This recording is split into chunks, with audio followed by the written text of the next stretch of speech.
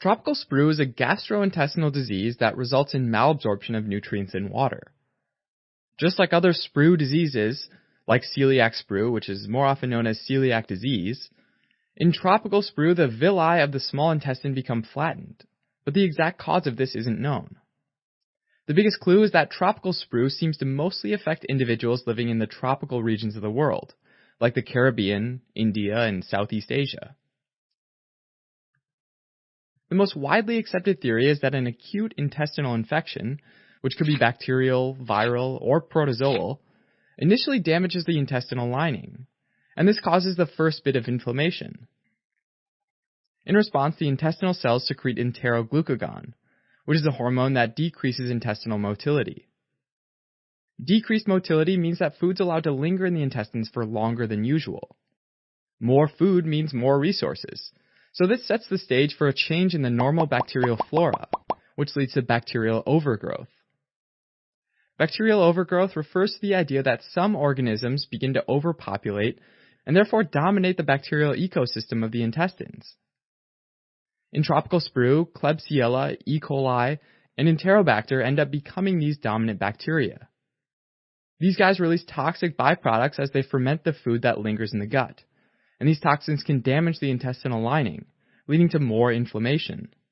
Over time, all this chronic inflammation leads to villus atrophy, which is flattening of the villi that line the small intestine. Villi are important because they provide surface area and digestive enzymes necessary for nutrient absorption.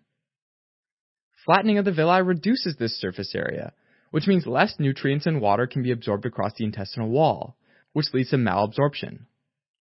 This, one, means more food is left behind for the bacteria, which leads to more intestinal wall injury and inflammation.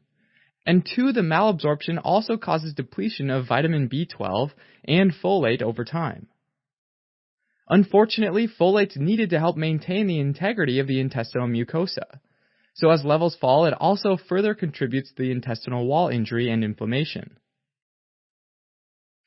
Tropical sprue typically affects adults, and the usual pattern is of a chronic disease with exacerbations or flare-ups from time to time. The most common symptoms are related to intestinal injury and malabsorption, and are diarrhea, abdominal pain, fatigue, weight loss, and dehydration. One complication that can result from malabsorption of vitamins like folate and vitamin B12 is megaloblastic anemia, where the bone marrow produces large, immature red blood cells.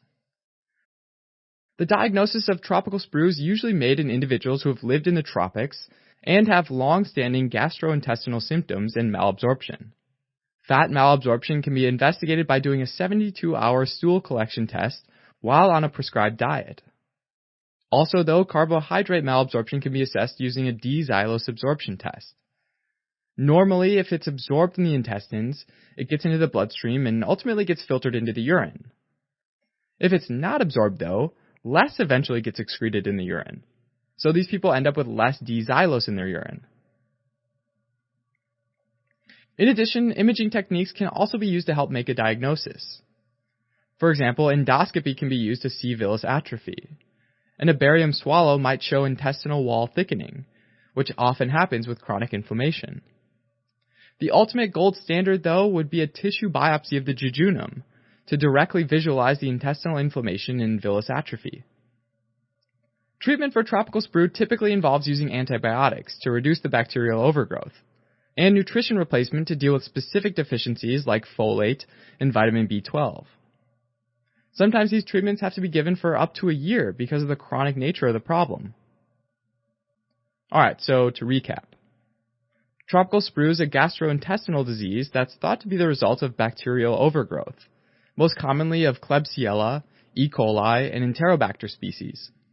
These bacteria release toxic substances as they ferment the food in the small intestines, which can lead to chronic inflammation and subsequent flattening of the small intestinal villi, which ultimately results in malabsorption and the related abdominal symptoms.